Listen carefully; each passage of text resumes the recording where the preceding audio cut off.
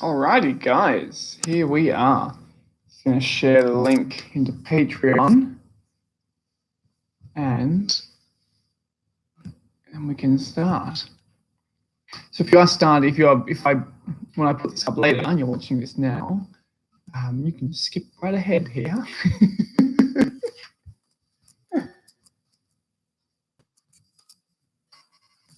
Live stream link. Patrons only. All right, and the link's in there now. Cool. I'm just going to chill out and wait for you guys to arrive.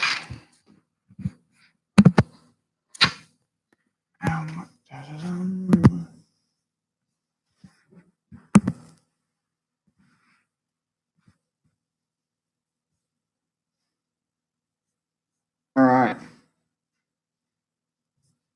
Where do you drop the link? Ask Danny.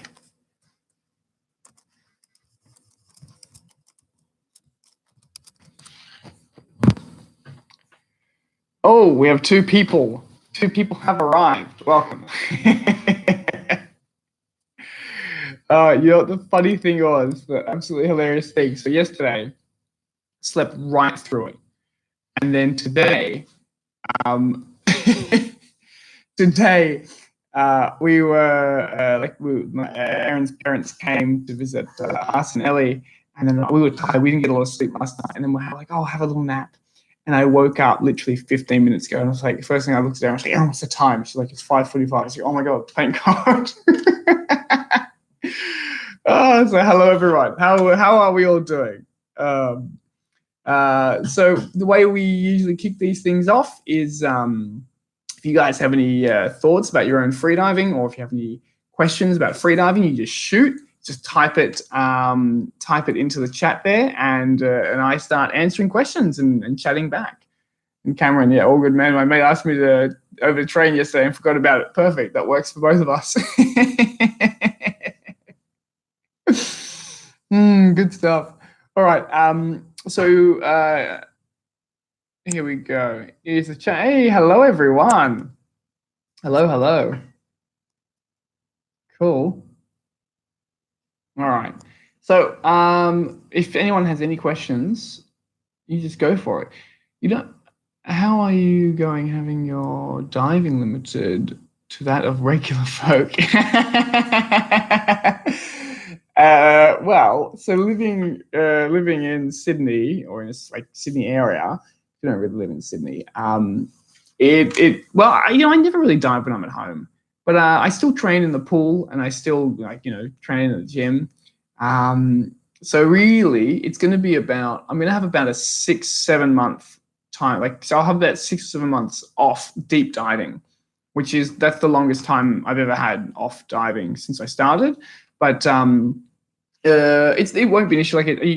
Having that short or that longer time off doesn't you don't lose anything, or you don't lose what you've built up long term.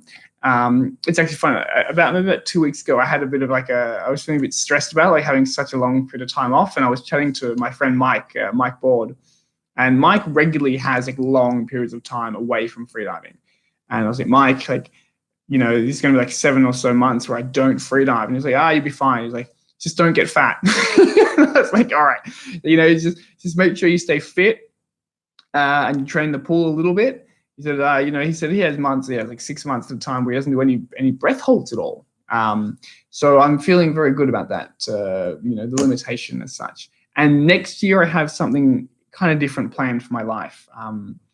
So as of sort of next year, I'm going to go back to being more of a full-time freediving athlete. So it's interesting. So I was chatting to Aaron about this the other day. I was saying, when I first started freediving, all I would do was freedive. I would just freedive, and I would earn just enough money to sort of pay for the next freediving trip, and then I'd come home from that trip with debt on my credit card, and I'd pay that off and get some money for the next trip, and then come back with debt on my credit card. And then obviously living like that for so many years, it gets a little bit fatiguing, right? It just wears you down, because you're always stressed about money. Oh, am I going to be able to afford the next thing? And you're always asking for handouts and things like that, you know, like trying to get people to help you out.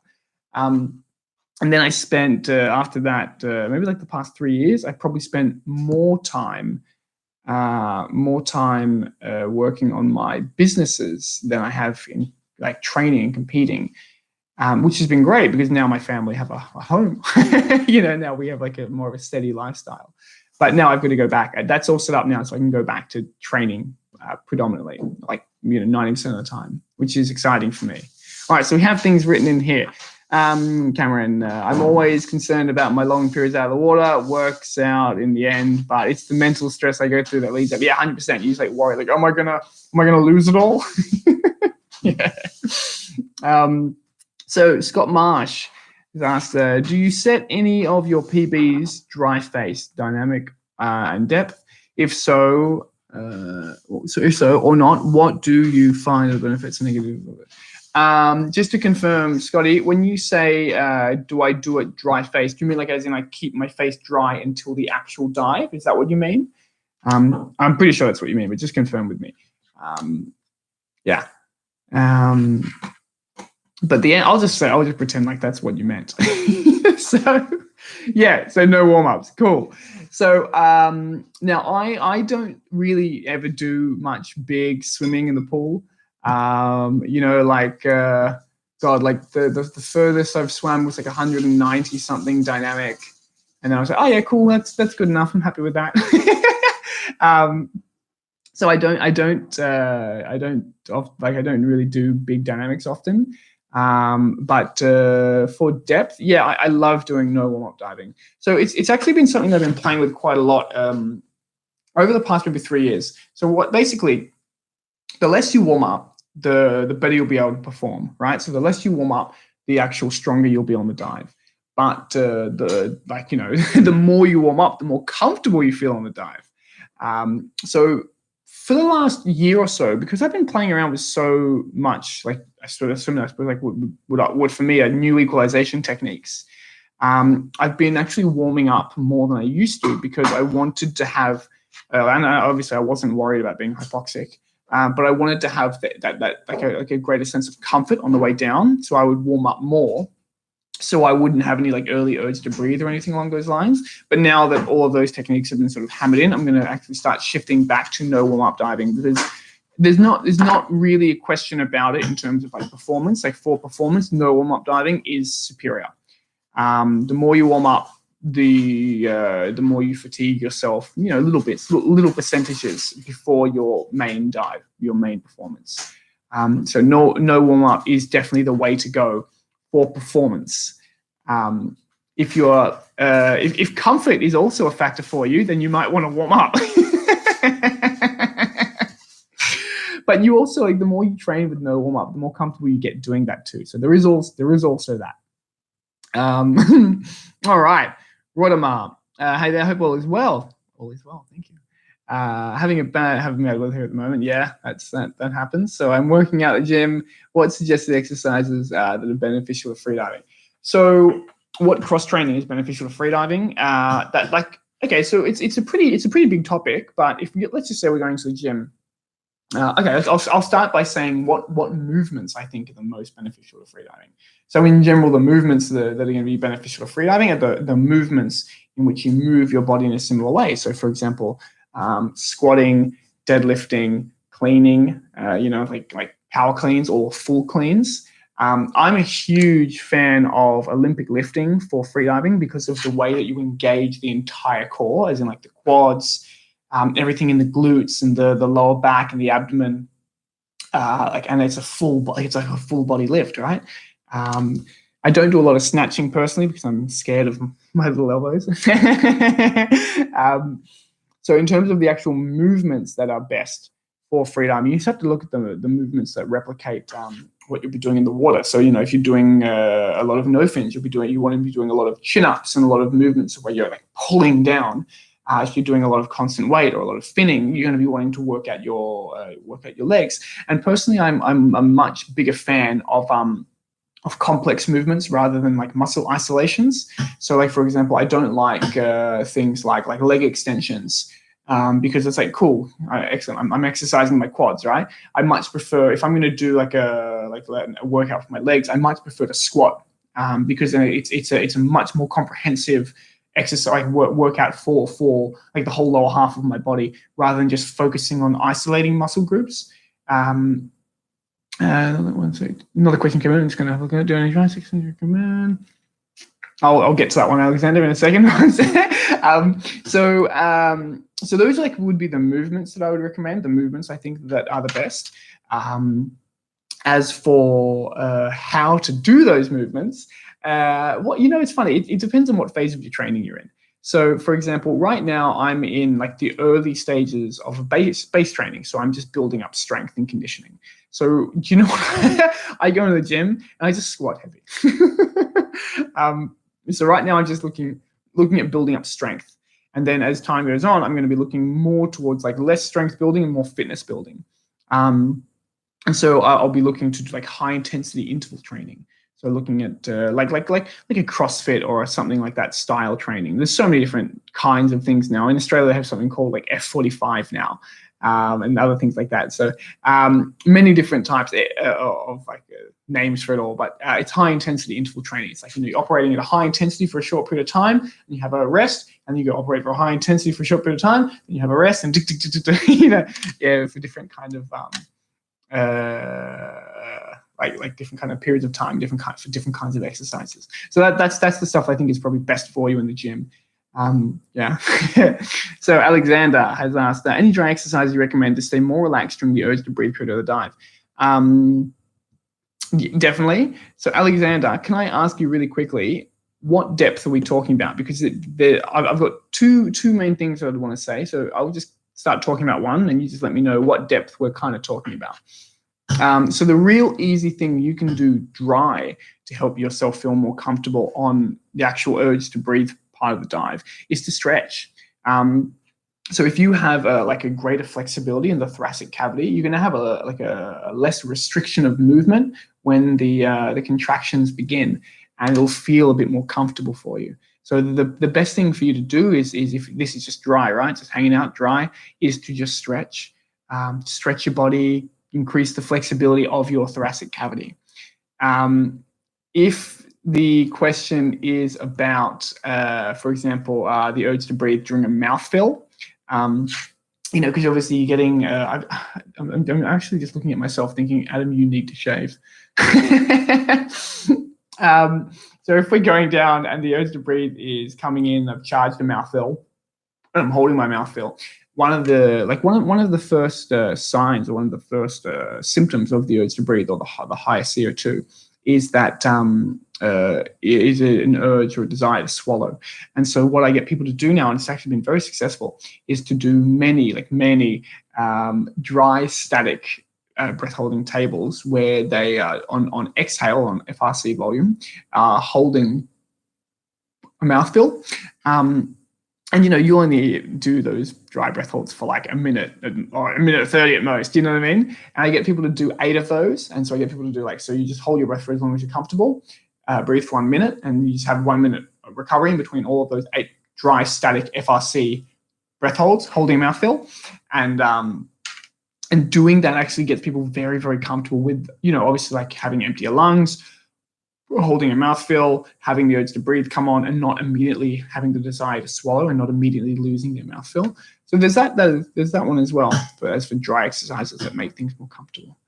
Cam E. Ron, do you still notice your contractions at all, or are they fairly muted? It depends on the dive. So by which I mean, if I am diving deep, I won't notice them at all. I also get the benefit of narcosis and other things like that.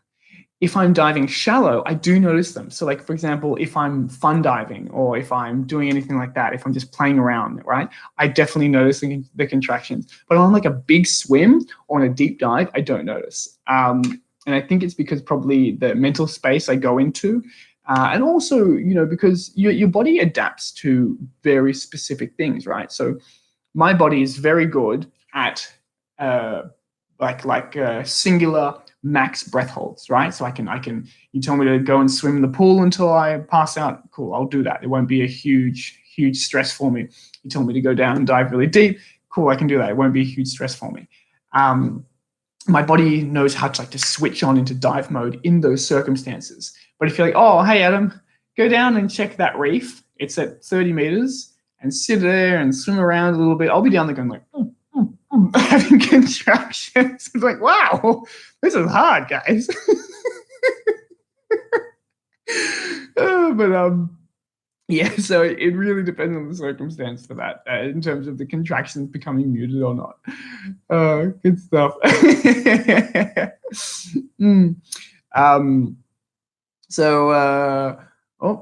feel better now. Good. Okay, with returning to a more full-time approach to freediving, how far do you see yourself progressing in depth, like getting over the 100-meter mark for FIM? Well, yeah, definitely. I mean, like right now, my free immersion is 99, so it won't be a huge stretch to get it over 100. Like I could, if I was just diving this year, I imagine I would have got it over 100, probably into like the low hundreds, maybe like 100 and anything, let's say from 102 to 104. That's, you know, as a conservative bet.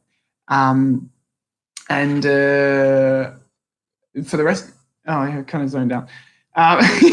Just still operating on that sleep deprivation kind of state.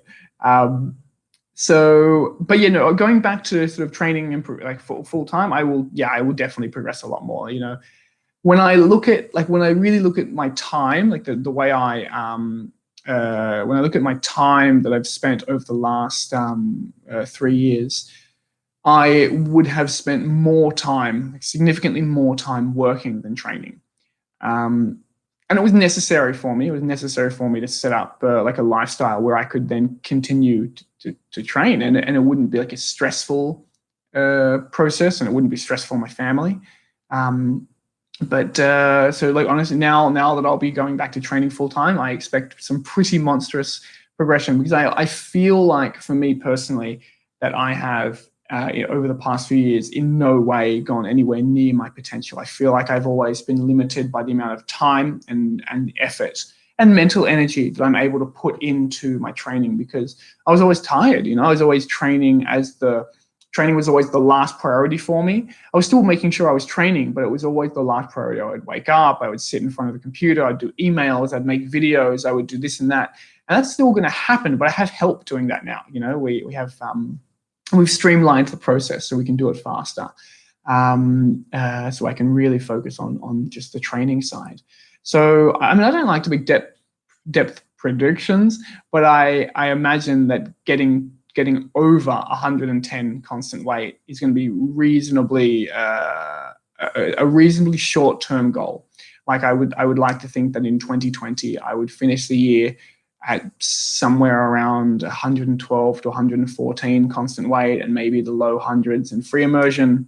And I would actually like to start training no fins again. So I think it would be really nice to get above 75 in no fins.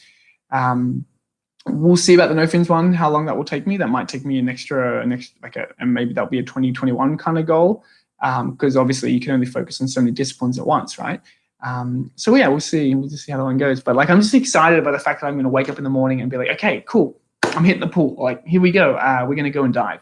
You know, like for example, next year, obviously, like living in Australia, access to depth has always been an issue for me. So next year, me and Erin and Ellie are going to go. We're going to temporarily move to Bali, so that I can basically train and dive there, like, you know, for like a 6-month period, and then I can set up like a proper training environment where it's like I'll be doing like 2 deep dives a week, and then besides that, I'll be doing like pool sessions and training in the gym, and like just operating more like that, as opposed to being, oh, I do all my pool training and gym training at home, go away, dive until, you know, you can't dive anymore, and then go back, rest, and do it all again. It's a better environment to be just progressing slowly, doing all of these things at once. You know, being able to dive constantly and then keep up your breath holding fitness by training in the pool, and keep your strength up by training in the gym. It's a much better environment. Haytham, so how are you? Hope you're doing great. Equalization. I always swallow when I go to 18 meters. I feel like someone is pushing me not to go deeper. I just got to 22, and I'm always at 18. I feel the sound you just did. chest like someone hugging me hard. Hatham, do you mean this? Is that what you're describing? Let me know. Hatham, yes, okay, good. So Hatham, what you're describing, now obviously I can't say for certain without seeing you, right? But what you're describing is more or less the universal sound for I have not reverse packed enough to continue frenzeling down. So if you're going down and you're getting to like a certain depth, and 18 meters is actually a very classic depth for this to happen. You're going down and you feel like this, like if you're starting to like feel like you have to like really tug in the throat and you're making this sound. Basically, what's going on is you haven't been reverse packing enough, sucking air up from your lungs into your mouth for you to then frenzel with. So you have to make sure that you stay on top of your reverse packing before you frenzel. Does that make sense? So it's like we always talk about having to equalize the ears, but we equalize the ears with the air in the mouth. And we can't do that. We can't equalize the ears with the air in the mouth unless we've equalized the mouth. So we have to draw the air up from the lungs into the mouth. And the same thing, if you let the air in your mouth compress to a certain point or when it goes too far, you won't be able to use it again to draw air up from the lungs. So you have to make sure that you reverse pack before or more frequently. So what I usually tell people is that when you reach halfway to the depth that you're going to dive to, that you're going to start reverse packing for every single frenzel equalization that you do. So like, just frenzel and equalize like normal. Let's say if we're talking about like 22 meters down to 22, like frenzel, frenzel, frenzel, frenzel. And when you reach 10 meters, you're going to reverse pack for every frenzel. So like,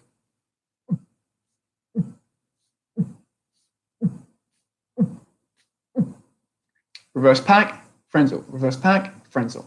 And then you'll always have a mouth that's full of air and you won't run into that situation.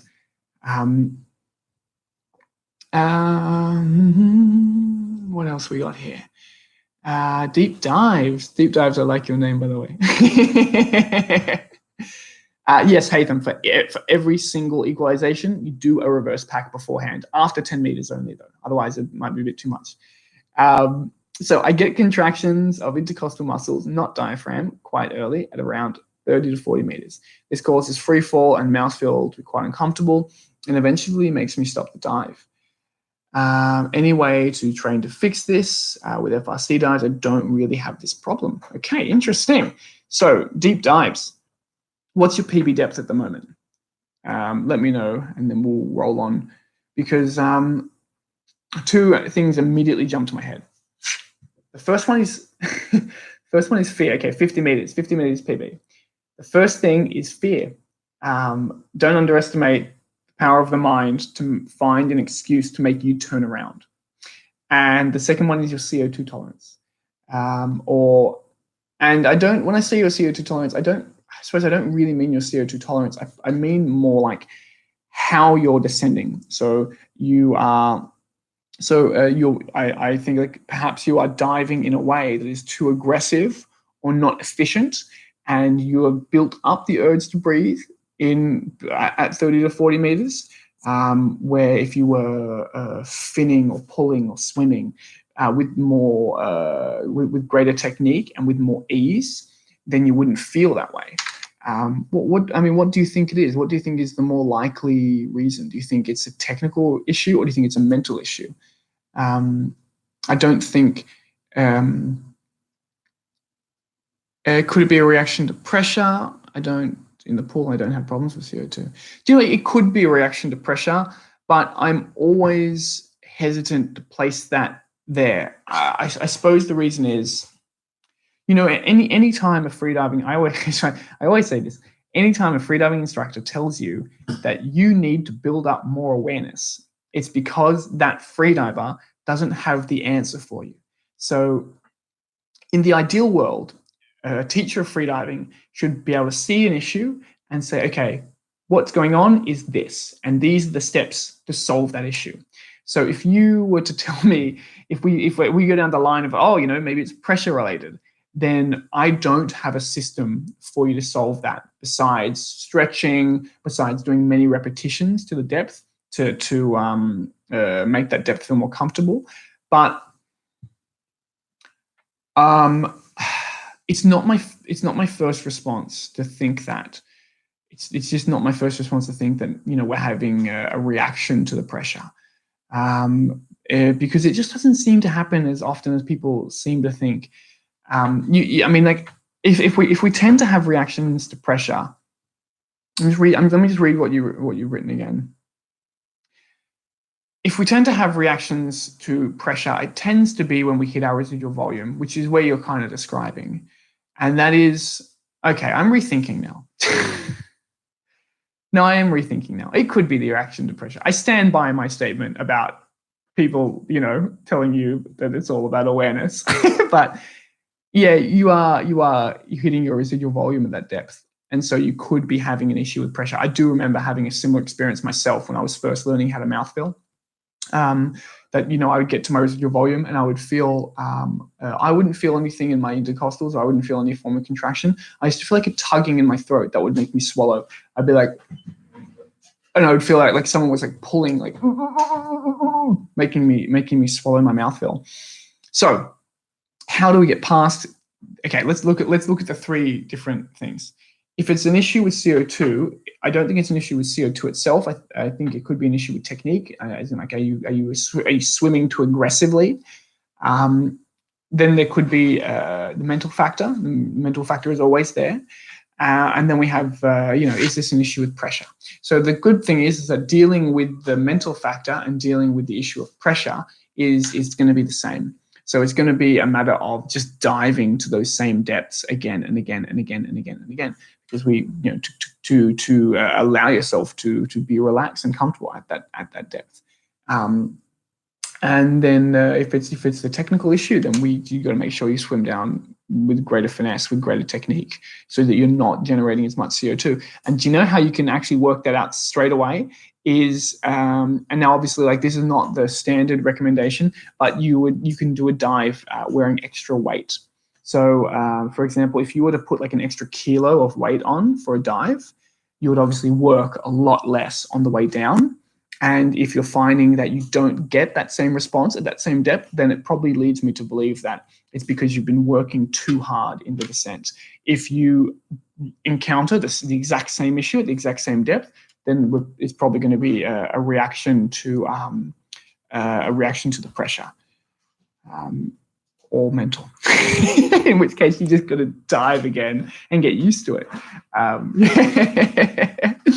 Let me know, deep dives, if you want to keep going on this conversation. Let me know if I need more information to keep talking, or let me know if you feel like I hit your question well. GS, hey Adam, do you have any plans to do Deep Week anywhere other than Bali or the Philippines? Yes, I do. In fact, next year we are doing Deep Week in Croatia, so there'll be a Deep Week Europe. Bali and the Philippines are just convenient locations.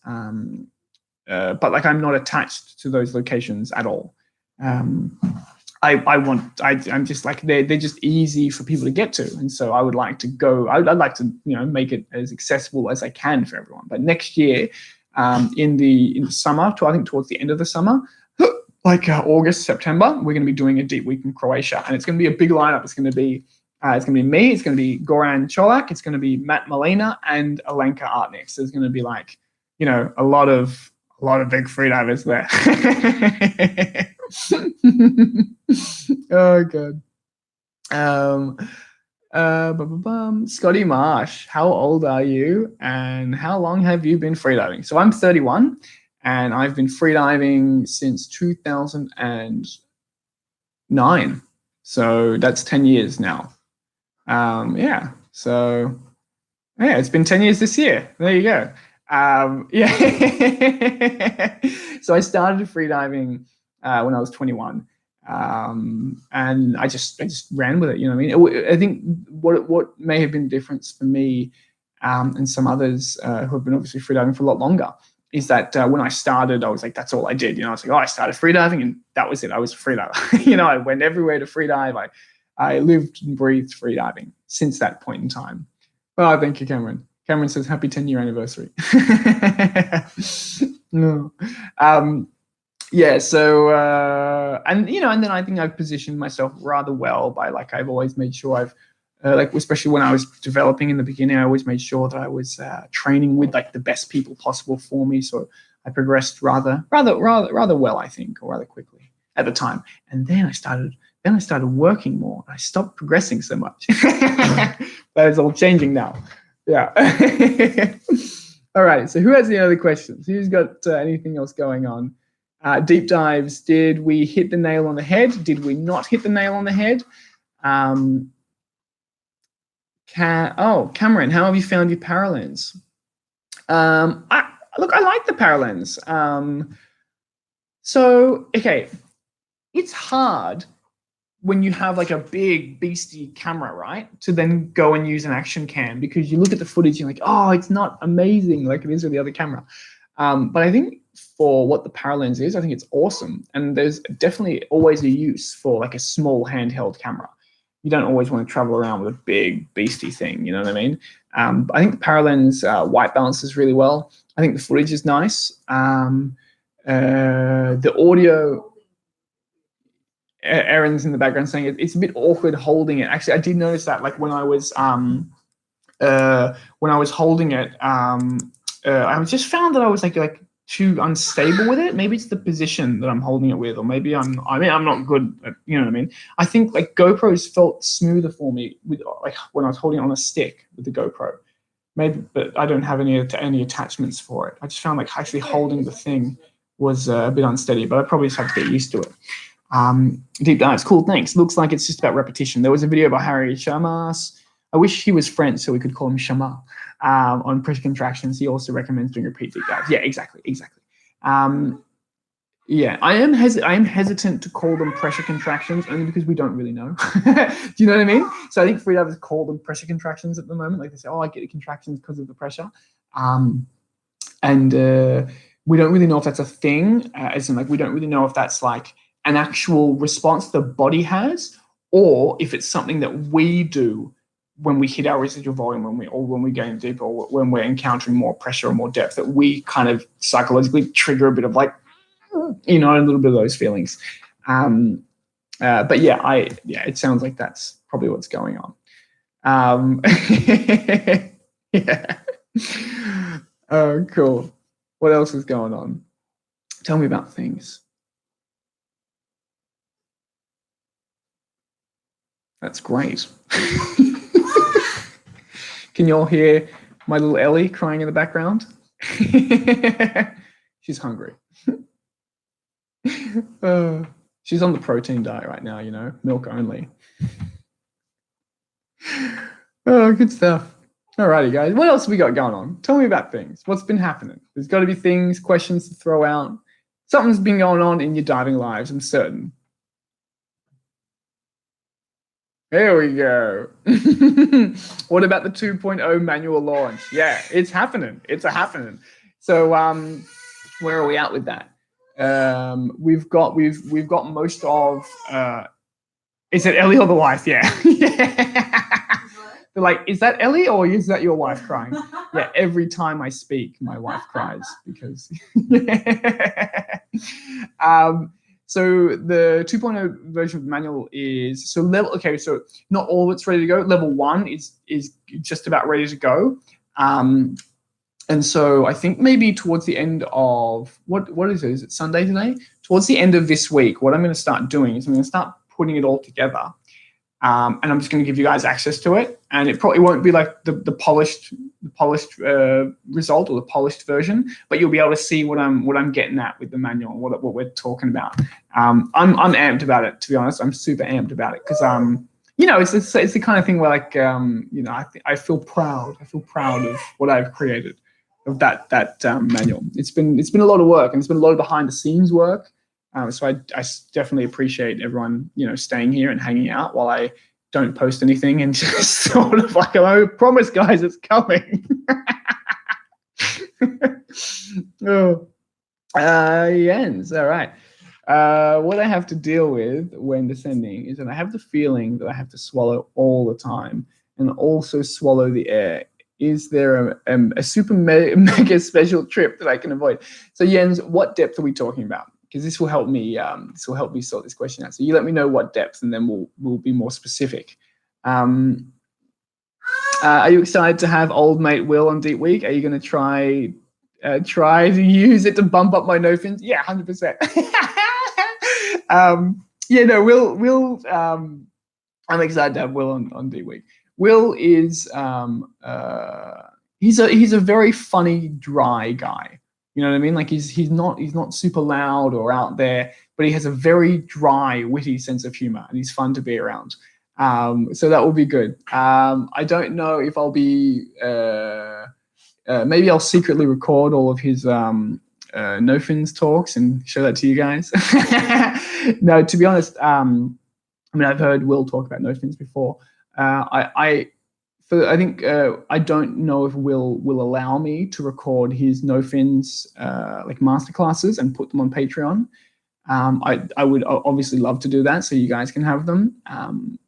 I will see. Basically, I'm just going to see how much he wants to get paid for it. You know what I mean? And if it's something that we can afford, then we'll do it. If it's something we can't afford, we won't do it. But judging by how much he has charged us to come to Deep Week, we're not going to be able to afford it.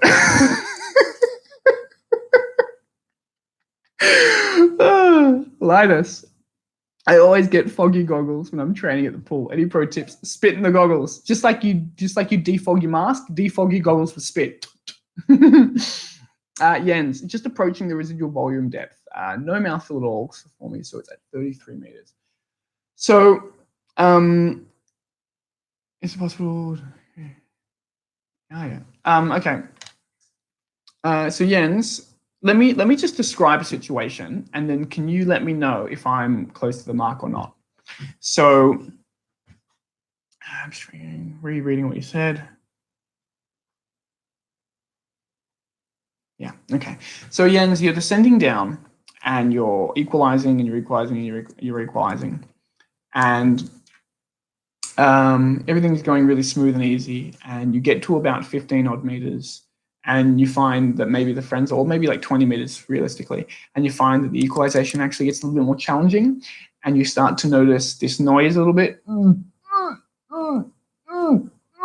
start to notice that noise a little bit on the way down, and you're kind of getting towards like 30, 31, 32, 33 meters, and you're actually struggling to actually get an equalization out, and the noise that you're making in your throat is becoming a bit loud, like and a bit more maybe like immediate or urgent. Is that happening as you're going down? Let me know, and if I'm on the mark, then yes, and if not, then we'll keep going. If possible, Scotty has asked, it'd be great to see if you record his heart rate lowering binder. Yeah, that I can do, right? Like, I can get things like that going. It's all like the special, like, things that people are not really, they're not always willing to have someone else record and then give away to another audience, right? So, but we will juice him for all he's worth. We'll get as much, we'll extract as much as we can. Oh, deep dives. Do you recommend switching to nose clip or using mask as deep as possible? I found the reaction with nose clip to be very strong and uncomfortable when I tried it. Deep dives, are you currently using a nose clip, or are you currently using a mask? I think there is a lot of value to using a mask reasonably deep. I think there's a lot of value to that. But I think 50 is probably deep enough. If you're at 50 meters and you're using a mask, I don't see the need to continue with the mask. I think that, like, the reason why you want to be able to mouth fill with a mask is because, like, mouth filling with a mask is significantly harder than mouth filling with a nose clip. So mouth filling with a mask, you're also managing, like, equalizing the mask and distributing more air into the nasal cavity, and keeping everything open. And the pulling of the mask also has the potential to close up the soft palate. So there's that as well. So I think that, I'm just reading now. So deep dives says mask mostly. So, but so when deep dives, when you go and put your nose clip on, you say the reaction is very strong and uncomfortable, as in you feel you feel uncomfortable, and I'm going to guarantee you get really early contractions and a strong urge to swallow and an early urge to breathe. Would that be fair? Jens, it's happening too, but there is too telling the feeling of the need to swallow. Maybe too much saliva up from 10 meters. I mean, maybe Jens, it's not. Yeah, no, yeah, cool. Yeah, feeling, yeah, the felling. It's not my first. It's not my first thought. It wouldn't even be my second or my third thought to think, oh, maybe Jens has too much saliva. I'm going to read your first comment. I'm going to back through your comments.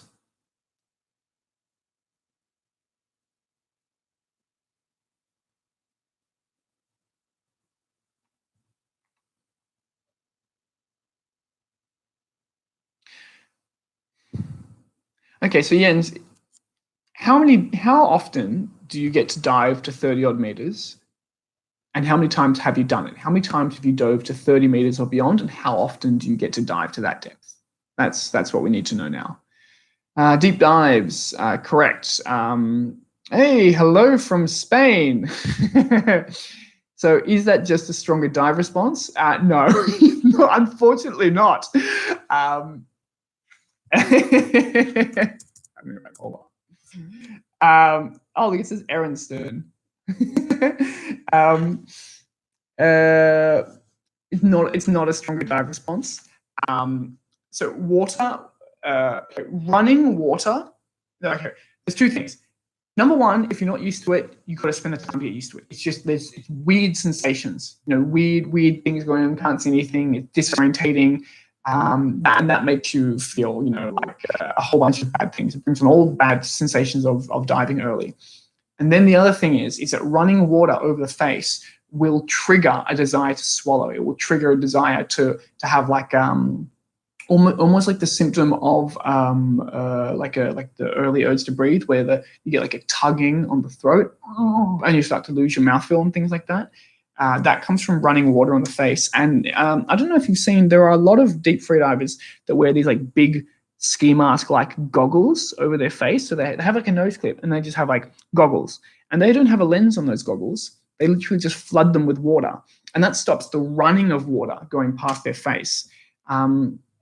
Does that make sense? So they're still getting water on their face and it still keeps in the dive reflex, but it stops the running of water on their face. And I've noticed for myself as well, like I prefer to dive without anything on my face, but I have noticed that when I put those goggles on, I feel instantly like less desire to swallow and things like that. So that's I don't know what reflex that's a part of or what that has anything to do with. Maybe I just need to get used to it, but the urge to swallow happens even with, oh, this is Jens. I've just swapped back and forward. So I was talking about deep dive stuff. Sorry. Yeah, so there, yeah, different kind of thing. Guten Morgen from Germany. Hello, Max. Out to you and your fam. Thanks, Max. All right, so Jens, maybe I just need to get used to it, but the urge to swallow happens even with shallower depths like 20 meters. I actually think you just have to get used to it. And that's a shit answer. Like that's like I said before, like it's not a specific answer. It's not like, hey, this is the issue and this is how we solve it. Here are the steps to solve it. In this case, I think that you need to just get used to that depth a little bit more often. But Jens, were you here when I was talking earlier about the need to reverse pack frequently? Because if you are making this kind of a sound, it is because it's a perfect answer. I need to get used to it. Okay, fair enough. I want specifics, that's what I want as a teacher. I want specifics. What was I saying? Okay, you joined later. So Jens, if you're making that noise, that is because you haven't been reverse packing frequently enough. You haven't been reverse packing often enough. So what I want you to, this is what I want you to try on your next dive, and just let me know how it goes. So when you get to half of your planned dive depth, so let's just say 30 meters, so we'll say 15 meters. So when you get to 15 meters, from 15 meters onwards, I want you to reverse pack for every single Frenzel equalization that you do. So you like reverse pack and then Frenzel, and then reverse pack and Frenzel. And don't do another Frenzel if you haven't reverse packed before it. So I want you to just to over reverse pack and see if that doesn't change things. See if when you have a more equal, like an equalized mouth, or like a better equilibrium of pressure in the mouth, you don't feel any desire to swallow. Because it is actually very likely that the reason why you're getting a tugging feeling, or like the reason why you're getting the desire to swallow, is because you have too much pressure building up in the back of the mouth. And the best way that the best way that we can get rid of that is to swallow that away, and then we feel a bit of relief. So that's yeah, that would be the way to go. So try that. I'm pretty certain that that's actually going to be the issue. All right, Scotty Marsh. Do you know Daniel Hurst? We had him at our DevNats last year. What do you think of his brand of fins? And would you ever shoot over the pond for the comp? All right. I actually would shoot over the pond for the comp. I've been thinking more and more about joining pool comps lately. I think, yeah, I'm enjoying my pool training a lot more, and I think it'd be really nice to do some big dynamics. Okay, now, obviously, I'm associated with Molchanovs, and I think Molchanovs are the best fins ever, full stop. But continuum fins are also very nice. I fucking love Daniel Hurst's fins. I think continuum fins are actually fantastic. I think they are some of the best fins I've ever worn. Yeah, I think they're really great. We will start selling them at our Sydney-based dive center. The issue with that is that Daniel Hurst and these continuum fins, they actually haven't got their manufacturing level up to the point where they can start like selling them out to other dealers to sell them on, because I think he's still making them like pair by pair. There's not there's not much, haven't got like their manufacturing up to the point where they can pull out, create many fins at a time. So we actually have to wait for him to kind of to take that to the next level, and then I think people will start selling them more, because I love continuum fins. I think they're actually really fantastic fins. But I didn't say that.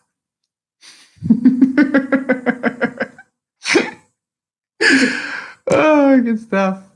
All right, cool, guys. Has anyone got anything else going on? Otherwise, I might go and make myself some dinner, see what the girls are doing. You know what the best thing about having your mum's the word. Yeah, thanks, guys. Yeah, I love it. He's in the Gold Coast. He is, yeah. The best thing about having a daughter and a wife is you get to say things like, oh, my girls. And Erin can't say that. She has to be like, oh, my husband and daughter. So I've got a better thing to say. But I will go and make the girls dinner, by which I mean make Erin dinner, and then she can give Eleanor dinner, and I'll have dinner. So, but has anyone got anything else really quick that they wanted to get out there, or that they have any questions about, or? Cool. I'm just going to wait. I'll see if it comes in. Yeah, here we go. No, thanks. Great job. Cool. Thank you, Jens. I appreciate that, guys. If you guys have any questions about anything at any time, you just email me, or send me a message on Patreon. I always prioritize the messages I get on Patreon above everything else. So that's where you want to send me messages, or if you have questions or just things you want to say. So yeah, thank you, guys. Thank you again for another wonderful live stream. And I'd like to make these more regular.